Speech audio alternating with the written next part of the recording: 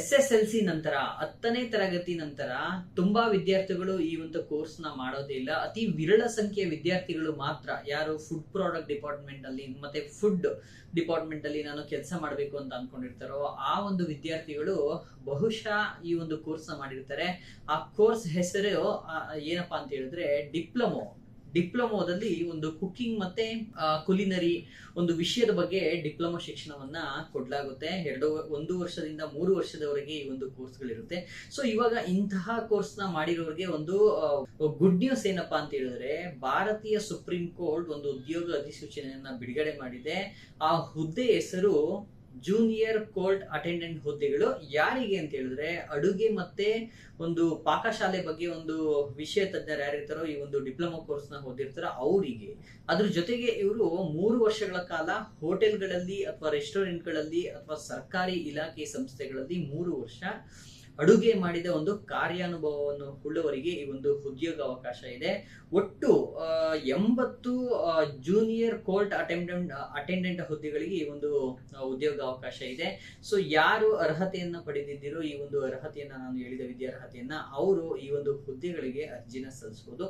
So ಹಾಗೆ ಇದು ಕಾಯಂ ಹುದ್ದೆ, ಸರ್ಕಾರಿ ಹುದ್ದೆ ಆಗಿದ್ದು ನೇರ ನೇಮಕಾತಿ ಮಾಡ್ಕೊಳ್ಳುವ ಮೂಲಕ ಈ ಒಂದು ಹುದ್ದೆಗೆ ಅಭ್ಯರ್ಥಿಗಳನ್ನ ಆಯ್ಕೆ ಮಾಡಲಾಗುತ್ತೆ. ಸೊ ಆಯ್ಕೆ ವಿಧಾನದಲ್ಲಿ ಲಿಖಿತ ಪರೀಕ್ಷೆನೇ ಇರುತ್ತೆ, ಸ್ಕಿಲ್ ಟೆಸ್ಟ್ ಇರುತ್ತೆ, ಹಾಗೆ ಪ್ರಾಯೋಗಿಕ ಟೆಸ್ಟ್ ಸಹ ಅಂದ್ರೆ ಸಂದರ್ಶನವೂ ಸಹ ಇರುತ್ತೆ. ಈ ಒಂದು ಹುದ್ದೆಗೆ ಒಟ್ಟಾರೆ 200 ಅಂಕಗಳಿಗೆ ಈ ಒಂದು ಆಯ್ಕೆ ಪ್ರಕ್ರಿಯೆಗಳನ್ನ ನಡೆಸಿ ಹುದ್ದೆಗಳಿಗೆ ಅಭ್ಯರ್ಥಿಗಳನ್ನ ಆಯ್ಕೆ ಮಾಡಲಾಗುತ್ತೆ. ಸೊ ಯಾರು ನಾನು ಸರ್ಕಾರಿ ಹುದ್ದೆ ಪಡಿಬೇಕು ಅಂತ ಅನ್ಕೊಂಡಿದ್ದೀರೋ, ಹಾಗೆ ನಾನು ಹೇಳಿದ ಅರ್ಹತೆಯನ್ನ ಯಾರು ಹೊಂದಿದ್ದೀರೋ ಅವರು ಈ ಒಂದು ಹುದ್ದೆಗಳಿಗೆ ಅರ್ಜಿನ ಸಲ್ಲಿಸಬಹುದು. ಸೊ ಹಾಗೆ ವಯಸ್ಸಿನ ಅರ್ಹತೆಯನ್ನು ಈ ಒಂದು ಹುದ್ದೆಗೆ ನೋಡೋದಾದ್ರೆ, ಕನಿಷ್ಠ 18 ವರ್ಷ ಆಗಿರುವ, ಗರಿಷ್ಠ 27 ವರ್ಷ ಮೀರದ ಒಂದು ಅಭ್ಯರ್ಥಿಗಳು ಈ ಒಂದು ಹುದ್ದೆಗಳಿಗೆ ಅರ್ಜಿನ ಸಲ್ಲಿಸಬಹುದು. ಸೊ ಸಾಮಾನ್ಯವಾಗಿ ನೇಮಕಾತಿ ನಿಯಮಗಳಲ್ಲಿ ಮೊದಲೇ ಇರುವಂತೆ ಈ ಒಂದು ಹುದ್ದೆಗೂ ಸಹ OBC ಅಭ್ಯರ್ಥಿಗಳಿಗೆ, ಇತರೆ ಹಿಂದುಳಿದ ಪ್ರವರ್ಗ ಅಭ್ಯರ್ಥಿಗಳಿಗೆ ಕನಿಷ್ಠ 3 ವರ್ಷ ವಯೋಮಿತಿ ಸಡಿಲಿಕೆಯನ್ನ ನೀಡಲಾಗಿದೆ. ಸೊ ಹಾಗೆ ಪರಿಶಿಷ್ಟ ಜಾತಿ ಪರಿಶಿಷ್ಟ ಪಂಗಡದ ಅಭ್ಯರ್ಥಿಗಳಿಗೆ ಗರಿಷ್ಠ 5 ವರ್ಷದವರೆಗೆ ವಯೋಮಿತಿ ಸಡಿಲಿಕೆಯನ್ನ ನೀಡಲಾಗಿದೆ. ಸೊ ಅದರಿಂದ 27 ಜೊತೆಗೆ +3+5 ನ ನೀವು ಆಡ್ ಮಾಡ್ಕೊಳ್ಳೋದ್ರ ಮೂಲಕ ಯಾವ ವರ್ಗಕ್ಕೆ ಯಾವ ಒಂದು ವಯೋಮಿತಿ ಸಡಿಲಿಕೆ ಏನು ಆಗುತ್ತೋ ಅದನ್ನ ಆಡ್ ಮಾಡ್ಕೊಂಡು ನೀವು ಅರ್ಜಿ ಸಲ್ಲಿಸಬೇಕಾದ್ರೆ ಅದನ್ನ ಗಮನದಲ್ಲಿ ಇಟ್ಕೊಂಡು ಅರ್ಜಿ ಸಲ್ಲಿಸಲಿಕ್ಕೆ ಬೇಕಾಗುವಂತಹ ಪ್ರಮುಖ ದಾಖಲೆಗಳಲ್ಲಿ SSLC ಅಂಕಪಟ್ಟಿ ಬೇಕಾಗುತ್ತೆ. ಸೊ ಹಾಗೆ ಡಿಪ್ಲೊಮೊ ಇನ್ ಫುಡ್ ಮೇಕಿಂಗ್ ಒಂದು ಕೋರ್ಸ್ ನ ವಿಷಯದಲ್ಲಿ ನೀವು ಕೋರ್ಸ್ ಮಾಡಿರೋ ಬಗ್ಗೆ ಒಂದು ಸರ್ಟಿಫಿಕೇಟ್ ಬೇಕಾಗುತ್ತೆ, ಹಾಗೆ ಅಂಕಪಟ್ಟಿ ಬೇಕಾಗುತ್ತೆ.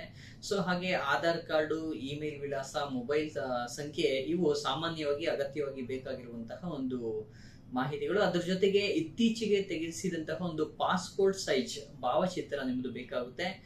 ಸಹಿ ಸ್ಕ್ಯಾನ್ ಕಾಪಿನೂ ಸಹ ಅರ್ಜಿ ವೇಳೆ ಸಲ್ಲಿಸಬಹುದು. ಯಾಕಂದ್ರೆ ನಾನು ಈ ಹುದ್ದೆಗೆ ಅರ್ಜಿ ಸಲ್ಲಿಸಲಿಕ್ಕೆ ಟ್ರೈ ಮಾಡಿಲ್ಲ, ಆದ್ರಿಂದ ಒಂದು ಸಹಿ ಸ್ಕ್ಯಾನ್ ಕಾಪಿ ಕೇಳುತ್ತಾ ಇಲ್ವೋ ಗೊತ್ತಿಲ್ಲ. ಬಟ್ ಯಾರು ಅರ್ಜಿ ಸಲ್ಲಿಸಬೇಕು ಅನ್ಕೊಂಡಿದ್ದೀರೋ ಅವರು ಮುಂಗಡವಾಗಿ ಮೊದಲೇ ನೀವು ಈ ಒಂದು ಸಿದ್ಧತೆಯನ್ನು ಸಹ ಮಾಡ್ಕೊಂಡಿರಿ. ಯಾಕಂತ ಹೇಳಿದ್ರೆ ಈ ಒಂದು ಹುದ್ದೆಗಳಿಗೆ ಅರ್ಜಿ ಸಲ್ಲಿಸಲಿಕ್ಕೆ ಅವಕಾಶ ನೀಡ್ತಿರೋದು ಆಗಸ್ಟ್ 23ರಿಂದ ಸೆಪ್ಟೆಂಬರ್ 12, 2024ರವರೆಗೆ. 2012 ಸೆಪ್ಟೆಂಬರ್ 12 ರಾತ್ರಿ 11 ಗಂಟೆ 59 ನಿಮಿಷದವರೆಗೆ ಅರ್ಜಿ ಸಲ್ಲಿಸಲಿಕ್ಕೆ, ಆನ್ಲೈನ್ ಮೂಲಕ ಮಾತ್ರ ಅರ್ಜಿ ಸಲ್ಲಿಸಲಿಕ್ಕೆ ಅವಕಾಶವನ್ನ ಸುಪ್ರೀಂ ಕೋರ್ಟ್ ನೀಡ್ತಿದೆ ಸ್ನೇಹಿತರೆ. ಸೊ ಈ ಹುದ್ದೆ ಬಗ್ಗೆ ಇನ್ನಷ್ಟು ಹೇಳೋದಾದ್ರೆ, ಈ ಹುದ್ದೆಗೆ ಲೆವೆಲ್ 3 ಪೇ ಮೆಟ್ರಿಕ್ಸ್ ಅಂದ್ರೆ 7ನೇ ವೇತನ ಆಯೋಗದ ಪ್ರಕಾರ ಪೇ ಲೆವೆಲ್ 3 ಪ್ರಕಾರ ಒಂದು ಆರಂಭಿಕ ವೇತನವೇ 21,700 ಇರುತ್ತೆ. ಸಂಚಿತ ವೇತನ ಅಂದ್ರೆ HRA, TA, DA ಹಾಗೆ ಇತರೆ ಭತ್ಯೆಗಳು ಸೇರಿಸಿ ಮಾಸಿಕವಾಗಿ ಆರಂಭದಲ್ಲಿ ನಿಮಗೆ 46,210 ರೂಪಾಯಿ ನಿಮಗೆ ಮಾಸಿಕ ಸಂಚಿತ ವೇತನ ಸಿಗುತ್ತೆ. ಈ ಒಂದು ವಿದ್ಯಾರ್ಹತೆ ಹೇಳುವವರು ಮತ್ತೆ ಹಾಗೆ ಅರ್ಹತೆ ಹೇಳುವವರಿಗೆ ಈ ಒಂದು ವೇತನ ಸಿಗುತ್ತೆ. ಆದ್ರಿಂದ ಸರ್ಕಾರಿ ಹುದ್ದೆನೇ ಪಡಿಬೇಕು ಅಂತ ಯಾರು ಆಸಕ್ತಿ ಹೊಂದಿದ್ದೀರೋ ಅವರು ಖಂಡಿತ ಈ ಹುದ್ದೆಗೆ ಅರ್ಜಿ ಸಲ್ಲಿಸೋದನ್ನ ಮಿಸ್ ಮಾಡ್ಕೋಬೇಡಿ.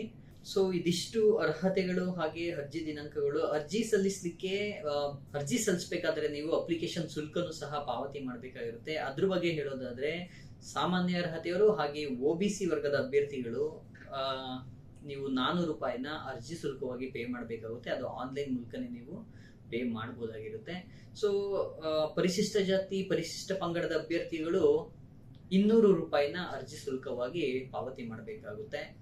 ಆಯ್ಕೆ ಪ್ರಕ್ರಿಯೆ ಯಾವಾಗ ನಡೆಯುತ್ತೆ ಅನ್ನೋದನ್ನ ಮುಂದಿನ ದಿನಾಂಕಗಳಲ್ಲಿ ಸುಪ್ರೀಂ ಕೋರ್ಟೇ ಸ್ವತಃ ತನ್ನ ಅಧಿಕೃತ ವೆಬ್ಸೈಟ್ ಅಲ್ಲಿ ಬಿಡುಗಡೆ ಮಾಡಲಾಗುತ್ತೆ. ಸುಪ್ರೀಂ ಕೋರ್ಟ್ ನ ನೇಮಕಾತಿ ಅಂದ್ರೆ ಸಿಬ್ಬಂದಿ ನೇಮಕಾತಿ ವಿಭಾಗ ಒಂದು ಪೋರ್ಟಲ್ ನಲ್ಲಿ ಅಪ್ಡೇಟ್ ಮಾಡುತ್ತೆ ಯಾವಾಗ ಈ ಒಂದು ಪರೀಕ್ಷೆ, ಈ ಒಂದು ಹುದ್ದೆಗಳಿಗೆ junior court attendant cooking knowing ಹುದ್ದೆಗಳಿಗೆ, ಅಂದ್ರೆ ಅಡುಗೆ ಮಾಡೋದು ಗೊತ್ತಿರೋರಿಗೆ ಲಿಖಿತ ಪರೀಕ್ಷೆ ಮತ್ತೆ ಮುಂದಿನ ಆಯ್ಕೆ ಪ್ರಕ್ರಿಯೆಗಳಂತಹ ಸಂದರ್ಶನ ಆಗಿರ್ಬೋದು, ಸ್ಕಿಲ್ ಟೆಸ್ಟ್ ಆಗಿರ್ಬೋದು, ಯಾವಾಗ ನಡೆಸಲಾಗುತ್ತೆ ಅನ್ನೋದನ್ನ ಮುಂದಿನ ದಿನಾಂಕಗಳಲ್ಲಿ ಬಿಡುಗಡೆ ಮಾಡಲಾಗುತ್ತೆ.